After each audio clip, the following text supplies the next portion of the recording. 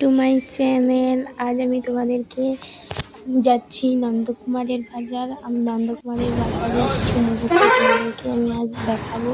নন্দকুমারে চলে এসেছি আমি, এবার হেঁটে হেঁটে যাচ্ছি। এই বাজারে আমি ঢুকলাম, আর বাজারে কত ভিড় হয়েছে তোমরা দেখো।